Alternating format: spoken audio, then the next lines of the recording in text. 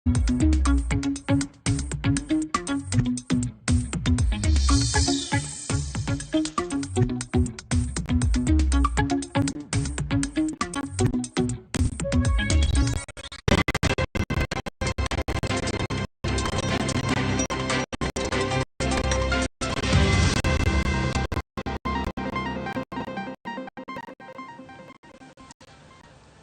mojuang ni winy kendine weche manyien mag Migago mabiro ni sani odiochieng' ma kawuono ma tarik 23 dwe mar 11 higa mar 2023.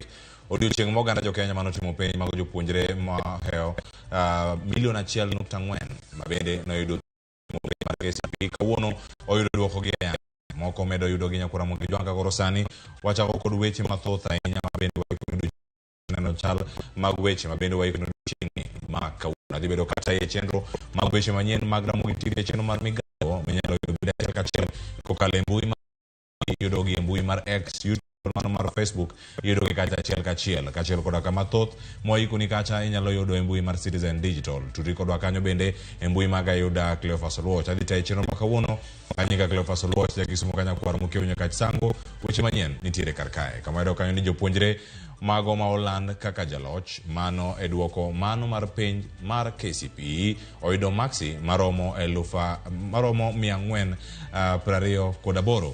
Jatend Migago mag weche mag somo Ezekiel Machogu e kinde lando duoko makamago mag KCPE ma higani yango ni mohingo jopuonjre 8,000 oyudo maxi mantiere e kinde 400 nyaka 500. Machogu yango ni mana jopuonjre 2 ema oyudi gi ketho mano mar kwalo penj. Omedo lero bende ni jopuonjre te mano mohingo 1.4 biro yudo thuolo mag riwre kod sikunde sekondar e dwe mar 1 higa manyien. And in the 2023 KCPE examination, 80,523 candidates, which is 0.60%, attained a score of 400 marks and above. This was a drop compared with the 2022 KCPE examination when 9,443 candidates, which was 0.6%, scored 400 marks and above. 400 to 500 mark. The number was 80,525 candidates, which translates to a percentage of 0.60. 300 to 399 marks, and the total number who scored that was 352,782, which was 24.92%. 200 to 299 marks, the number of candidates who were in that category was 658,278, which was 48.49%. 100 to 199 marks, the number of candidates in that category was 383,025, translating into 27.05%. The ones who scored between 001 to 099 were 2,060 candidates. The highest score this year was 428 marks. Kowoke mago maga golo penjo duche makawuono kotelo kod jatend Migago mag weche mago mag somo Ezekiel Machogu nyakura Ramogi jwanga odhi ane county ma Homa Bay watude kod jafwambo wadwa mantiere kar kanyo Ali Abich okono ane ni nyaka sani chal mar wach en mane ka okinyi makawuono watemo nono odiochieng'ni makawuono ne duoko to koro chal nade kuonde mopogore gin mage moseyudo maling'ling gin mage kawuok e county ma Homa Bay. Ali Abich inade sama olose kodi sani ka imiyowa duoko mawuok ate county ma Homa Bay mage misechoko nyaka sani?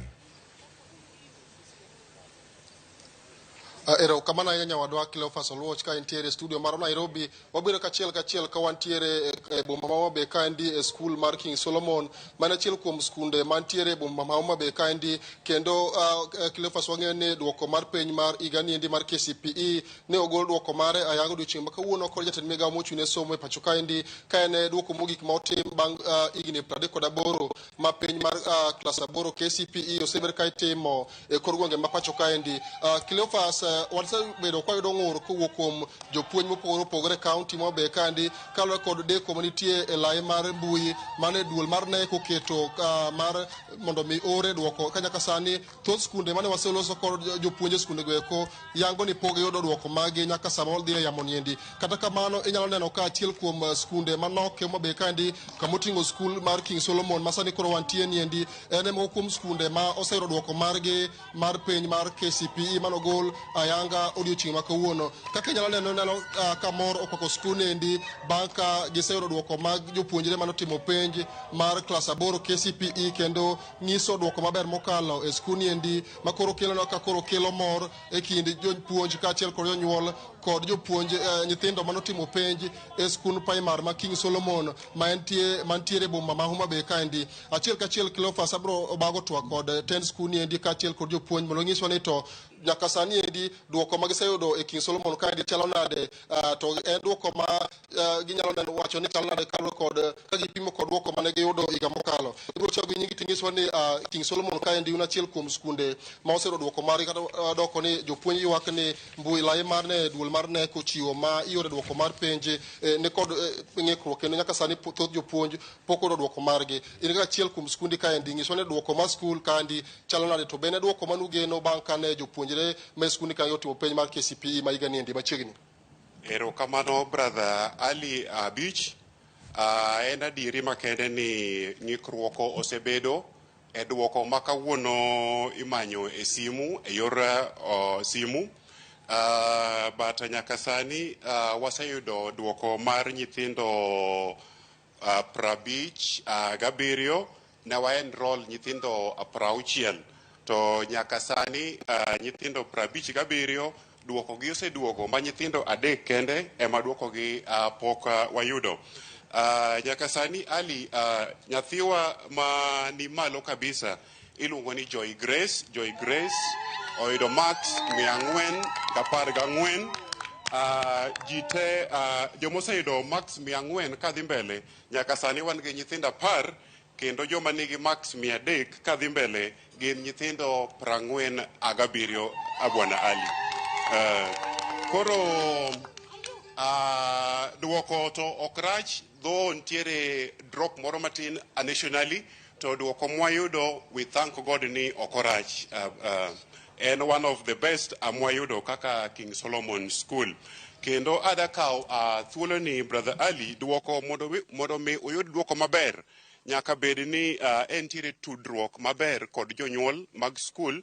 Koro thuolo ni adakaw mondo mi agone jonyuol ma King Solomon te erokamano kuom tich maber. Jopuonj ma puonjo nyithindo gi botiyo matek kabisa kendo gimbe nyaka gone gi erokamano maduong'. Wiya ok nyal wil gi chairman mar school Dr. Bishop Oyugi for the support manosebedo komiyowa. Which ok nyal wil gi the sub county director mar Homa Bay Madam Ziada Osando kuom jiwo osebedo ko jiwo candidates wagi kod the school at large. And then the candidates gi otiyo matek kabisa, though challenges ne wan godo kaka school to nyaka sani nyaka wagone Nyasaye erokamano maduong' nikech gitiyo maber kabisa. Onge nyathima oyudo below 300 marks. Kora en duoko maber kabisa. Erokamano director ka pok awe aduke student ka kod teacher ma skul endi bende no ka duoko ma kawuono jopuonjre mag yudo gieki gin duoko manugeno kalo kod penj manotimo mar KCPE ma higa niendi. Thank you, Bwana Ali Abich. I can say with a lot of confidence that as King Solomon School, we have done it again. Adabedo gi mor mar wacho ni King Solomon School ochako timo maber kendo nyadichiel, and we really thank God for that. Duoko monongo kawuono ni is one of the best mosebedo kwa dwaroga. Medoko ne Nyasaye erokamano. Kipimo o mar KCP mano yudo higa mokalo to gi masani endi ang'eyo ni director wacho ni nyaka sani nitie results mag jopuonjre adek mapok oyudo to aneno ka oseyudo thoth duoko mag jopuonjre ma otimo penj. King'iyo duoko ma higa ni endi kod mano tim 2022 ineno ka pogruok kama chalo nade? Thank you, Bwana Ali Abicha. Nyalo wacho ni so far so good. Last year ne wan gi 11 candidates with 400 marks. Nyaka seche mwasi gikeni, although pod wadhi mbele gi nwang'o result, over 10 candidates have scored 400 marks. Tiende ni wantie kama ber. Ero kamano Bwana Ali Abicha. Cleophas mani winjo ka wan ka achiel kachiel skul ma King Solomon kaendi ka winjo ka director ka achiel kod japuonj maduong' e skul kaendi wacho ni duoko ma giseyudo nyaka sani e duoko momiyo gi mor ka opim kod higa mokalo, kata giwacho ni nitiere midhiero moko mane gikale higa ni endi sama ne jopuonjre dhi nyime kod ikruok ne timo penj mar KCPE ma bende ne motim mogik e pacho kaendi ka sani koro sirikal ikore mar keto lai manyien mar CBC mondo dhi nyime pacho kaendi. Bende Cleophas anyalo wacho ni nitie skunde moko mabe waseyudo duoko magi ka midhiro ma pod okwako thoth skunde Homabay kaendi en mana wach mar lai mar mbui manene koketo mondo mi ore kwayo ore jogo eko mano timo penj nyalo ore duoko mondo giyud duoko margi. Kaka mano to nitie skul miluongo ni Shauri Yako Primary School, en skul mar sirikal e boma ma Homabay kaendi. Duoko ma yudo kuom head teacher mar skul nyaka sani en nitie japuonjre ma nyinge iluongo ni Merrick Sakinyi mowuok kod maksi 300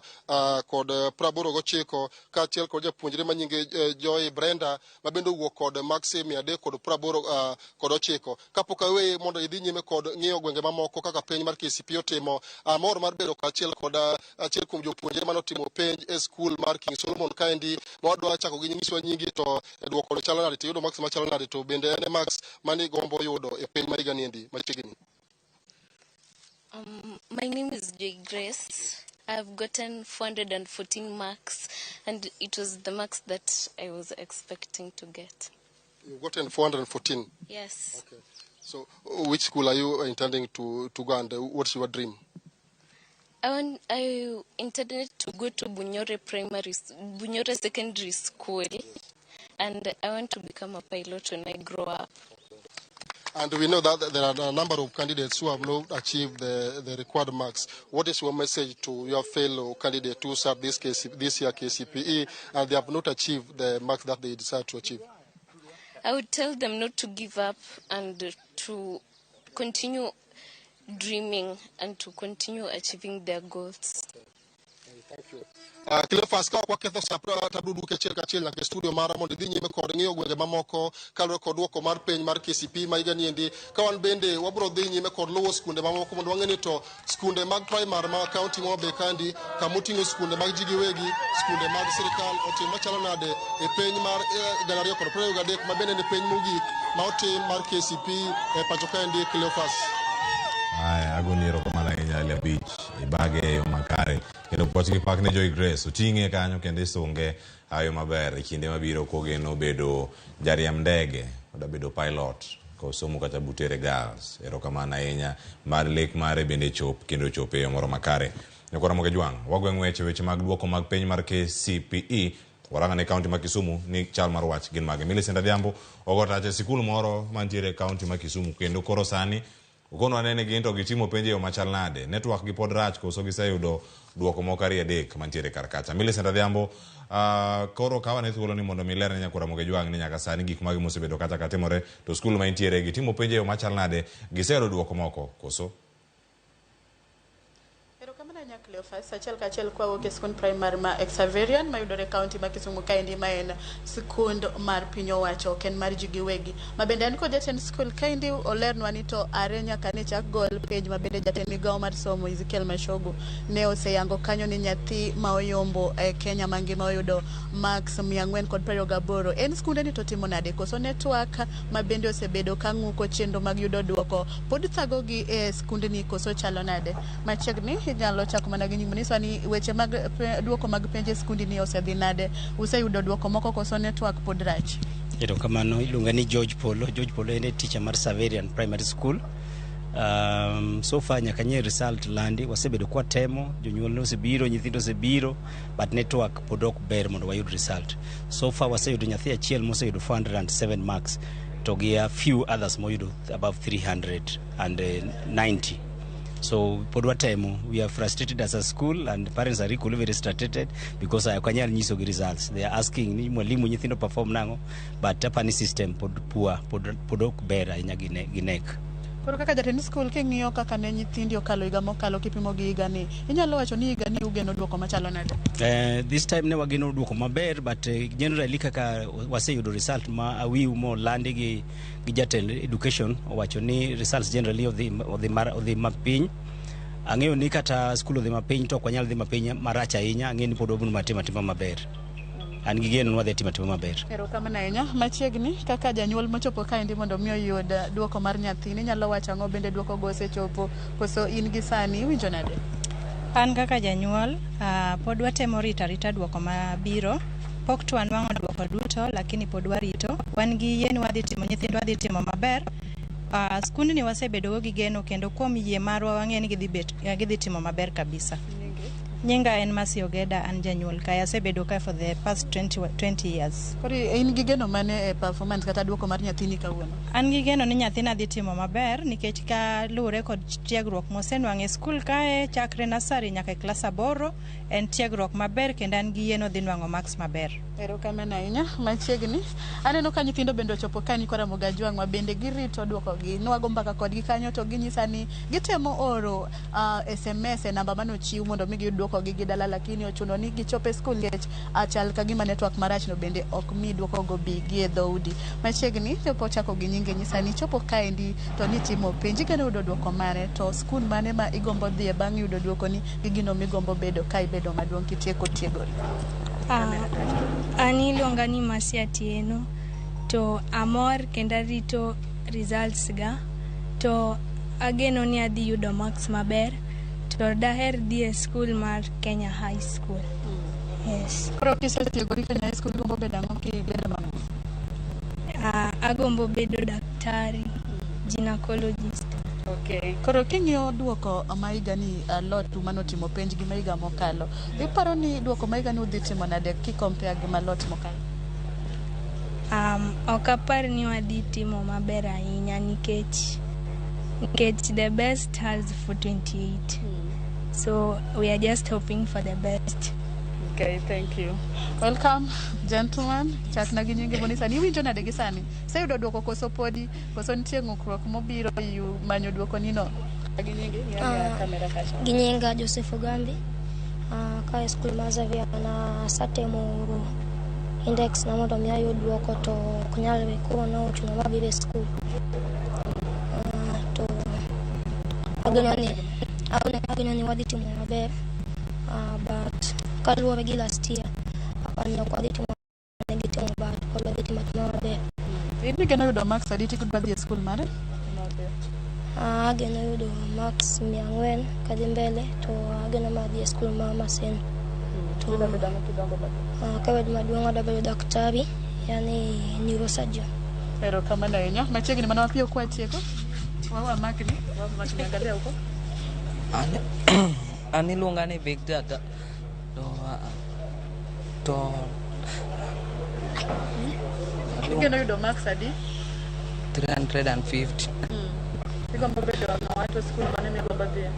Gombo bedo jariemb ndege, to adadhi Alliance. Bende nisema oro mondo mi yude SMS? Podi.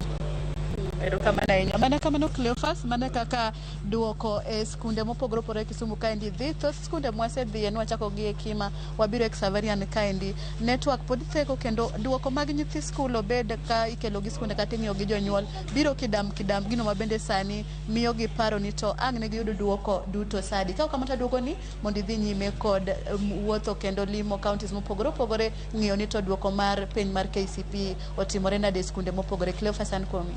Mana ya mele senta dhiambo ibage yo makare. Nyithindo ko gimomora ni ging'eyo gik ma gida bedo. Moro da bedo jariemb ndege, moro da bedo neurosurgeon, moro da bedo gynecologist. Gin gik ma gimantiere kar kanyo. Kitemo yudo jogo miyudo ng'ama da bedo jafwambo. imiye gimoro tij fwambo bende nitie karka isome mbalariany isome kuonde mopogore opogore nyakwara Ramogi Jwang' wantiere karka Millicent Adhiambo ang' luna weche mamoko ang'e ni pod ogweng' weche kaunti ma Kisumu mondo oyud ni jopuonjre motimo maber gi e skunde mage to moko bende nitiere e gwenge mage mago ma Kaluo kaka osewinjo maber gi Kisumu ang' wadhi kendo kamachielo dubore Nairobi karkae kama oyudo kanyo ni Michael Warutere ma en japuonjre mar skund primar mar Yara Springs Academy ma yudore e kaunti ma Nairobi karkae babene makoro yombo mano e penj mar KCPE ma higa ni gi max maromo 428. Warutere onyiso mor mare ka bende oluwo ni ne ok ong'eyo ni onyalo bedo jaloch kata kamano kata bed ni nen gi geno mar timo maber e penj masani. Ang'e ni watudre kanyo koda wach makamagi ma bende kane oluwo kanyo ni tich matek gi sir ma oyudo kowuok kuom jopuonj kaachiel koda ka jonyuol mage osekonye kendo koro oyudo loch machalo kamano.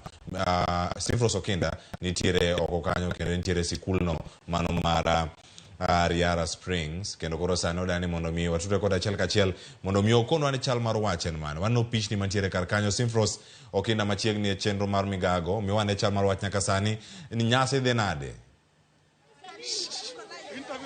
Ero kama na Cleophas mana kaka nena alwora mara en mor mogundho makata mondo mi aket jogi mos ok en gima yot kaluwore ni skul mar Yara Springs manitiere boma ma Nairobi e skul mabende koro nitie koda japuonjre motimo maber e penj mar klas 8 mabende yudo max 428. Abiro kawo thuolo ni mar mondo mi awuo kod japuonjre mabende oyudo maber mondo mi onyiswa ni to owinjo nade.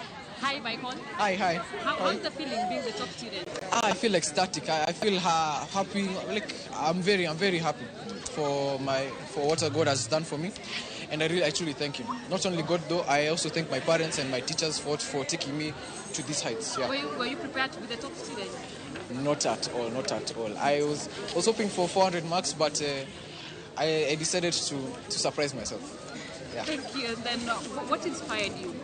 What inspired me? I felt like that sense of believing in yourself pushed me to what I've done now. Yeah. What next after KCPE? What next? I would like to go to Mango High. Then later on, I'd like to be a software engineer. Yeah. What would you like to tell fellow students, those who also start for the same examinations like you? Don't lose hope because you can still succeed in whichever way possible. Your talents, you can also succeed in secondary school. You can do anything you're able to do. As long as you're self-determined and disciplined, you can do anything you dream of. Yeah. Thank you so much. Kileo mana kamana dena wogi mo kuom jopuonje mabende en achiel kuom japuonj manotelo ne school mar class mar Michael mano class teacher mar mondo mi olerno ni to en chenro mage manoketo japuonj machiegni. Erokamano ahinya. Iwinjo nade ka nyathi mipuonjo otimo maber e penj? Amor kabisa kendo agone Nyasaye erokamano kuom gimotimo na odiochieng' ma kawuono. Ang'o mane otimo mopogore mar neno ni oyudo duoko machal kama?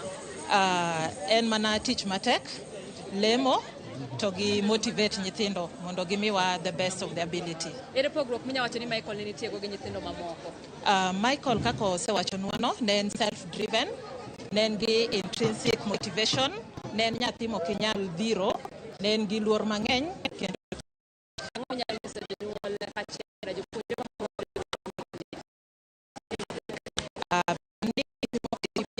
already winners gite gi George congratulate gi ne jomoko yudo duoko kaka ne gidwaro. It is not the end of the road, pod nitiere penj mabiro mbele kanyo, gite mana tiyo matek.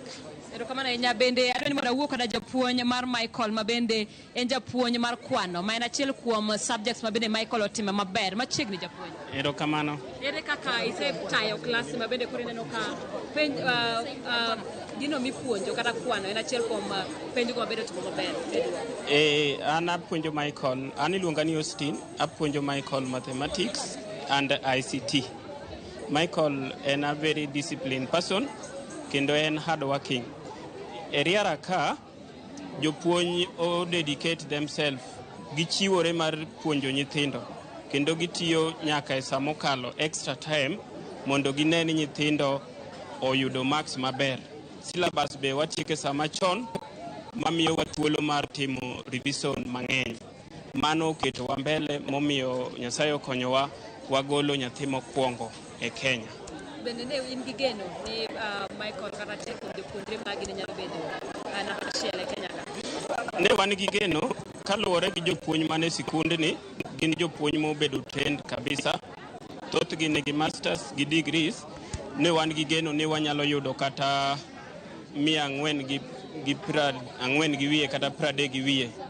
To ko obedo nwa mana 428. Mabe wagone Nyasaye erokamano.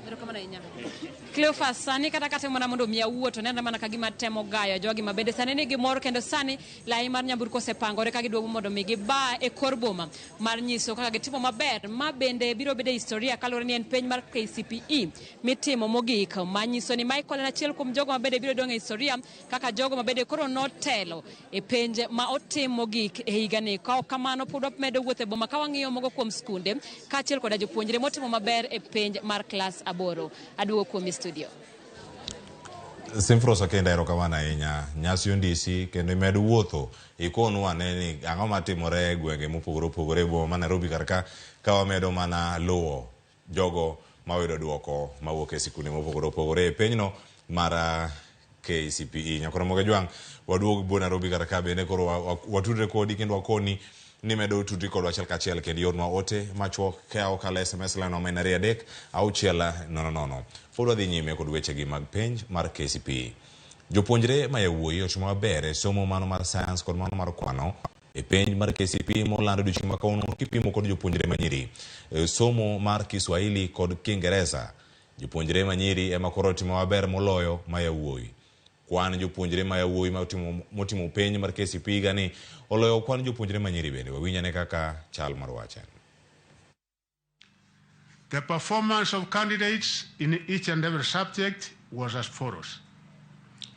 The 2 papers, English language and the Kenyan Sign Language, composition recorded an improvement in performance in the year 2023 compared with the year 2022, while 8 other papers, English composition, Kiswahili Insa, Kenya Sign Language, mathematics, science, social studies, and religious education, recorded a slight drop in performance in the year 2023 compared to the year 2022. In terms of gender, the performance of male and female candidates was comparable in social studies and religious education. However, female candidates performed slightly better than their male counterparts in the English language, Kiswahili, and the Kenya Sign Language.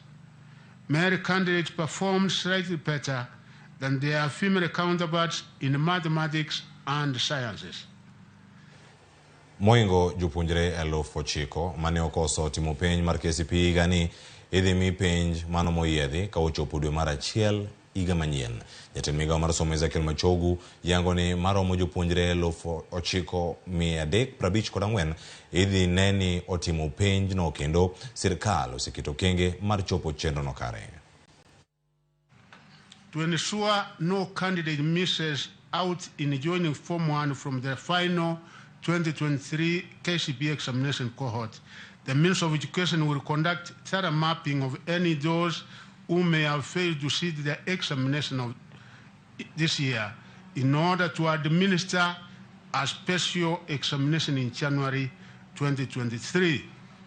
The indicative figure we have at the moment for those who were not able to sit the examination is 9,354 candidates, and we have given the opportunity to sit for an examination in January so that they can also be able to join Form 1.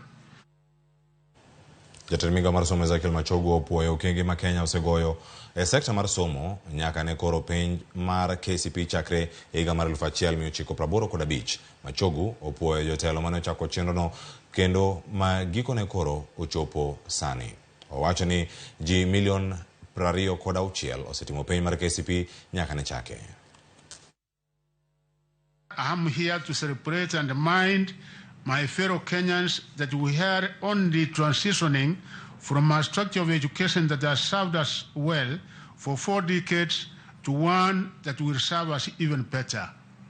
I must further emphasize to Kenyans that the midwives of the new shift in the education structure to their competence-based curriculum will mainly be the products of the KCPE examination, totaling 39 cohorts.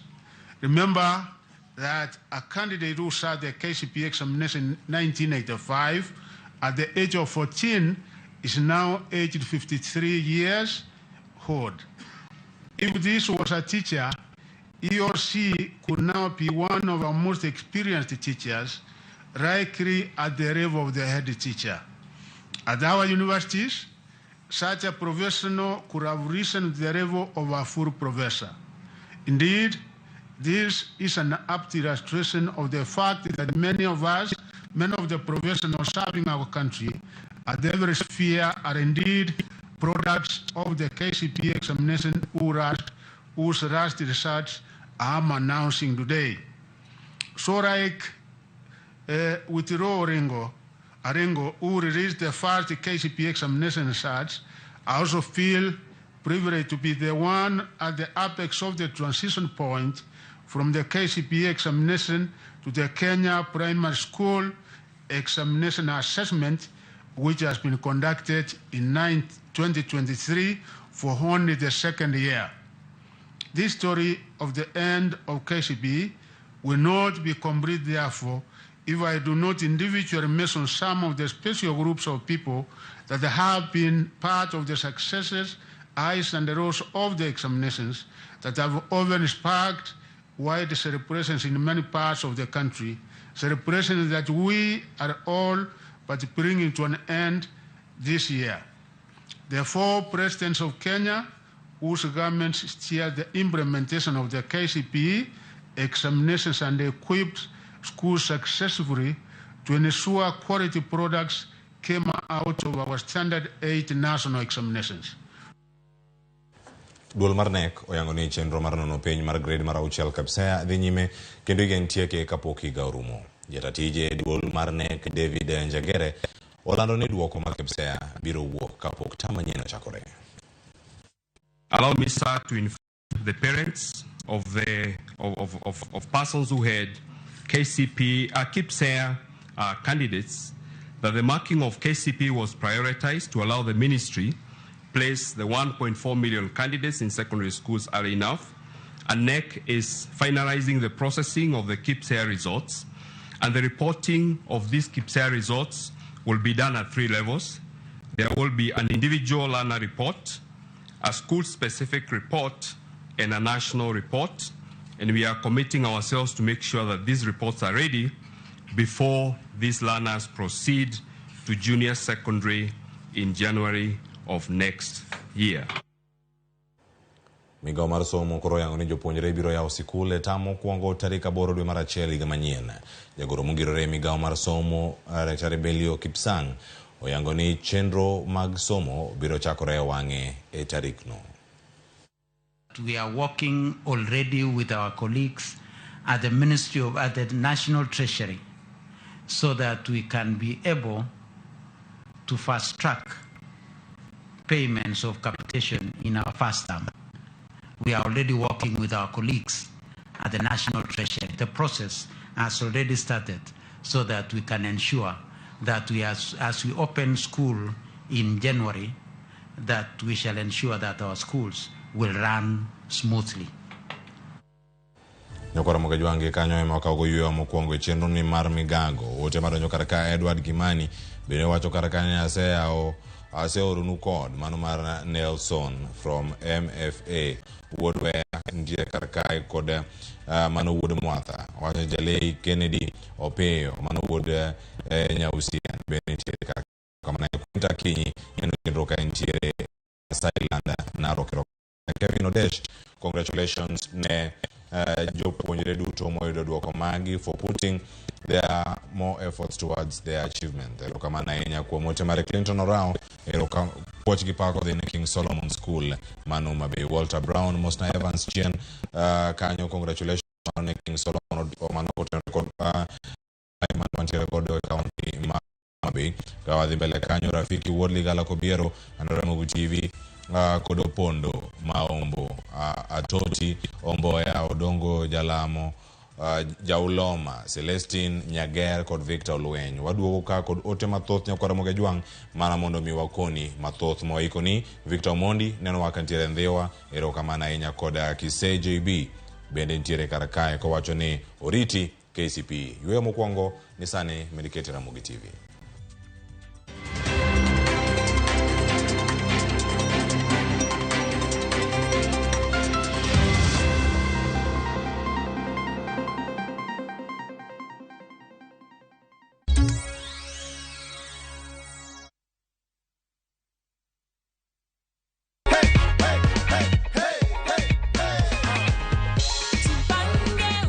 Rose is the lucky winner of $500,000 shillings courtesy of Jipange na View Sasa. Sindio? Nimefurahi sana.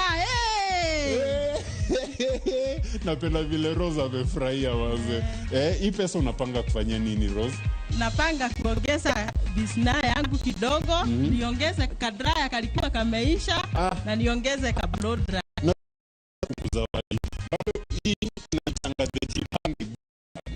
Hii ni yenye tunatumianga kufanya watu wenye hawajipangi wasikie wivu. Kwa hivyo hii hata tutawaambia ni nini, hii ni yako.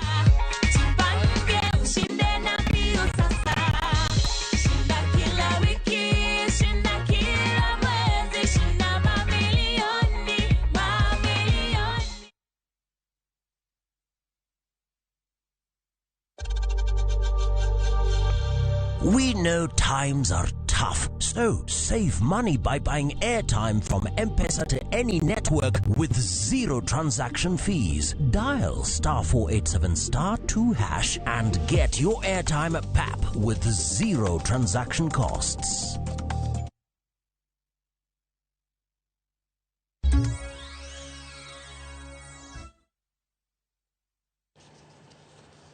Macheni ya Ramogi Jwang en mor marani kod ikete karkae chenro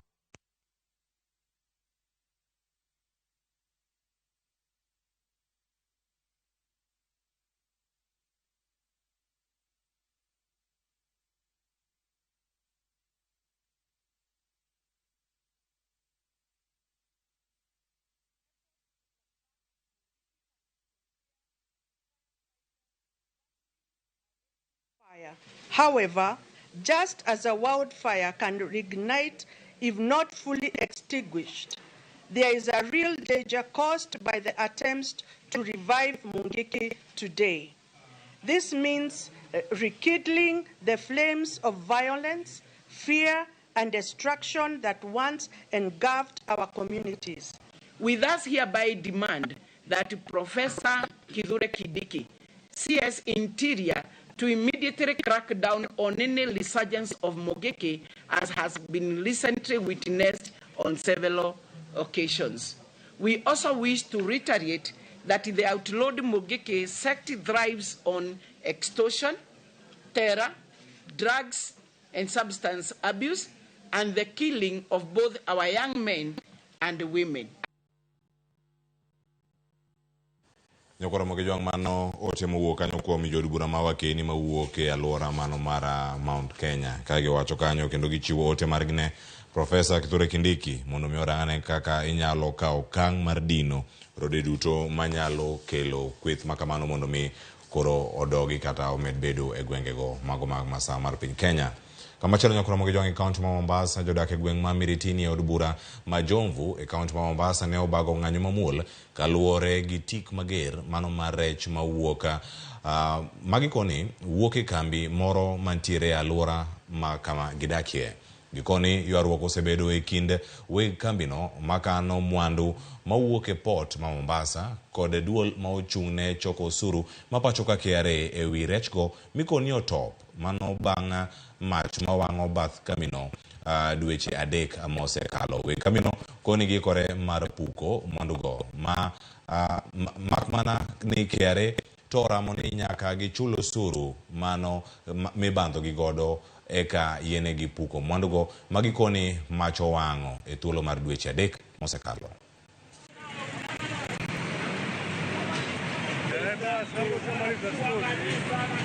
Tumechoka na hii harufu. Wanawake wajawazito, wauzaji chakula, wenye mituraa, hapa hatuna kazi, tunafanya biashara ndogo ndogo. Kwa hivyo 24 hours kuanzia sasa. KRA make sure hii takataka wame allow shipping, hiyo southern shipping hawana shida, wanataka kuiondoa. Lakini KRA wanazuia kwa sababu ya ushuru. Na tunajua ushuru, wanaweza chukua ushuru kwa njia nyingine. Waweze kuprioritize health yetu na health ya watoto. Sisi tunaumia na harufu, vijana wamefungua biashara za mitura zimefungwa. So tunaomba tafadhali kuanzia sasa hii isiende muda mrefu. Kama si hivyo tutajua tutachukua sheria kivingine. Katika sehemu tunaobangaiza abiria wanapofika wanalalamika hali ya mazingira yamekuwa mbaya mpaka mitaani, harufu imezidi kuingia kila sehemu, mpaka pia kuna wamama biashara hapa wanalia sana. Mimi nafanya kazi ya car wash pale. Kama mfano naweza keti pale kama saa mawili nimeketi nasubiria gari nioshe. Hiyo kuketi hivyo ninapumua, na kupumua hiyo ni harufu napata ile. Na kazi yangu ni ile ndogo ya kufanya kuosha magari. Nikiketi pale na keti muda mrefu. Kwa hivyo mimi naomba tu serikali ajaribu kuangalieni hii harufu inatukera. Juzi kama fulani amezimia hapo amekuwa na ujauzito kisema ni harufu. Riwruok mar Amref Health Africa ochako chenro mar chiwo tiegruok ne jochwal thieth e kaunti ma Siaya ewi tuoche mahinyo oganda kaka malaria, nyaldiema e kind mamoko. Jata chenro mano mar riwruokno Vincent Ouma yango ni chenro no geto counties ariyo ma tuochego ogoe tach. Chenro ni geto county ma Kilifi, gwenge mag Bondo, Rarieda gi Alego Songa e kaunti ma Siaya. In that, so we also want to integrate also care. Anything that Amref Africa obiro dwa strengthen wa dwa jiwo nwa tuochegi ki community nyaka national level kata kakwa report gi makidhi system ilongo ndi HIS2 kata KHIS to kidiyo button tinyalo neno tuochegi kama gintie kod ji adi man kodgi, to mano bo konyowa kata yien ma wadwaro mondo othiedh tuochegi. Kata wanyalo ng'eyo for example kune ma rabies ng'enye, kune ma stray dogs ng'enye, kune ma wanyalo yudo kaka schistosomiasis, tuo mar bilharzia ntie, to kata mana kuonde ma thuonde kaeji.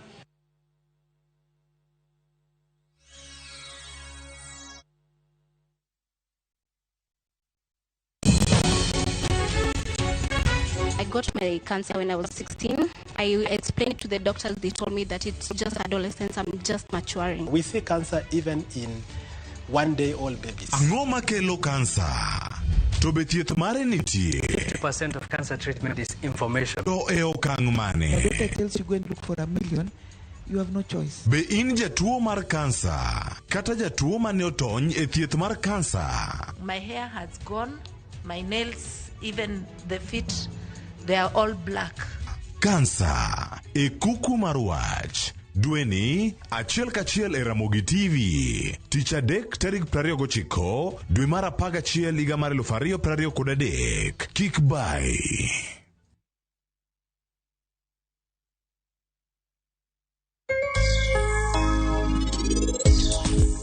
Laktar ka wawacho ni ngima en mwandu, tanto totieno kendo en ga morna mar bedo kodi odiechieng' kodiechieng'. Lesson ma aselan en ni ohala okikete wat.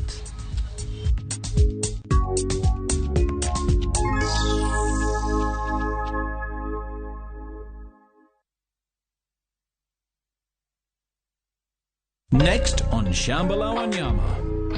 Amjapanda ndege kwa sababu hamkunywi water. You live a sad, pathetic life. Between food and tithe, which is more essential. Hannah, what your husband did is illegal. The bishops are ganging up against you. Sisi sio kama serikali. Mungu aongezangi ushuru.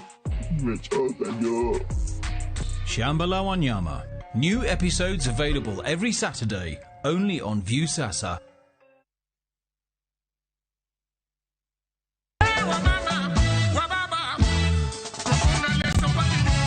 Siaya County untie. Tarik 2 dwe mar 12. Ramogi TV oikone budho mar tipo.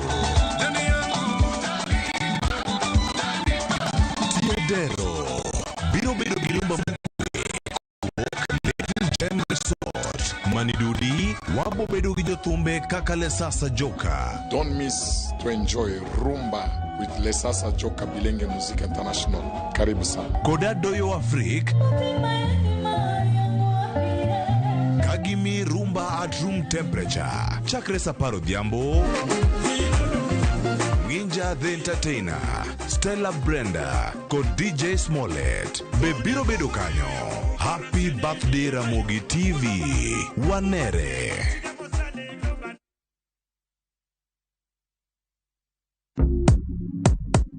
Mtu wangu, imagine kuna over 1000 ways to win on shabiki.com. Usimiss out, pata multi-bet boost massive ya 1000% ukicheza on shabiki.com. Cheza sasa na shabiki.com na upate up to 1000% multi-bet boost. Tubet, min shabiki na nade kuplace tena. Nilieka kichwa yangu ikabai tena.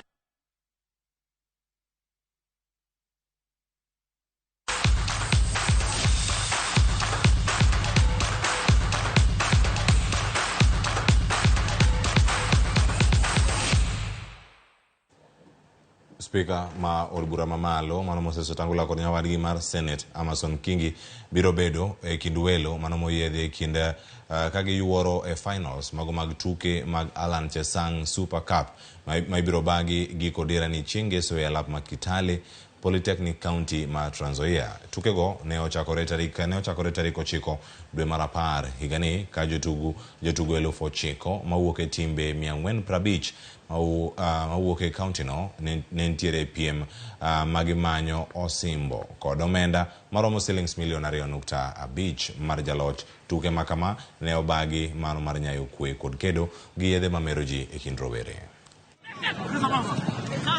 So the purpose for this tournament, of course, is to keep our youths busy, unite our youths, because tumeona shida katika kaunti zingine mbalimbali, shida ya vita.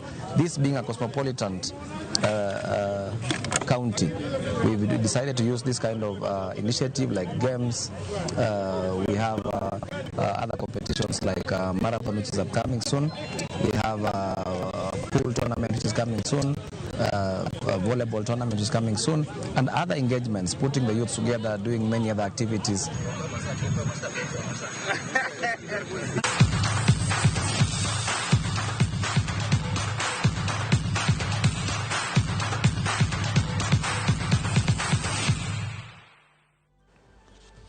Giweche mag tuke nyakoro mag jong'ina mondo walore gi kanyo ka koro ogoni erokamano kuom bedo kodwa kar ka sani. Koro wabobedo ka wasomo ote ma bende sebedo kata ka yore thuolo ni duto.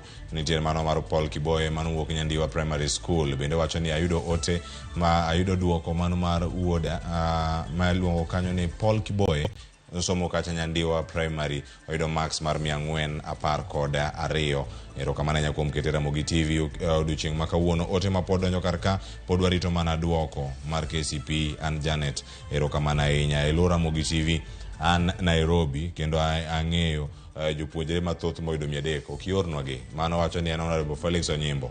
Erokamano ahinya kuom ote mari. Kata kamano ka okioronwa ote mar duokono to bende ok wayude e yo moro makare. Aya mar David JJ Omondi owacho ni Ruiru wan kare, koth ema chwe, en mana kuom hera mar Nyasaye ema joma yudo duoko makare. Kik gi over celebrate nikech mor mar sikuku dipo ka olal kodgi to gimed mana bedo mohore. Erokamano kuom ote mari. Ote machielo madonjo kar ka Goldie Dixon wacho ni weche manyien lera dua to an ok aneno ote mar Okanga ko celebrate. Nyambaga Lowe koyudo kamanuro Okanga nitiere gi jogi ji mamoko ma jofwambo waluwo ni okanyo wabiro kelo ni kumoro achiel. Phoebe Olielo wacho kanyo Ramogi TV ler aneno makare, an nyathi Olielo ma Nyamongo ma wuok Ngomongo. Wacho ni owada jothurwa penje en mana jua yakora Ramogi Jwango penje en mana jua ini bedo kod yo machalo dakika 2 modong' kato saa 8 romo. Aneno ka Lin Ramogi Nyakach gi Stella Brenda Natio Chieng bende oseyuoro kar ka gin gi local instrumental mondo mi koro gikelni gik ma opogore mantiere kar ka. Ngima ng'adwa ni Lin Ramogi openj na Stella ni noyudo adi e KCP to noyude odiochieng' machal kamano notim ang'o kane duoko biro to Stella penja ne kolo noyude machalo nade pogi an noyuda ka duo an poya nduoko osewuok kaeto kolo koro penja ne Lin koro niendo koro noyudo adi. Okonwa ni Nyakach kacha otime nyaka koso otime Nairobi kane koso ji mopogore opogore yudo duoko kama gintie ne timang'o odiochieng' machal kama agina gikelo ni mor e cheno mar mbak ndalo e kinde mabiro nakelo ni weche manyien ka wantiere are okinyi ma kawuono nyaka sani makoro watieko chenro mar Migago ana awe mana rit duoko modonjo no mari rite yo makare jomotelo be nosetemo iyo ni ji milion 26 osetimo penj mar KCPE koro kine mokwongo to ini mogik nyinga Cleophas Oloch jakisumo kanya kwar mokeo nyaka Sango oriti masani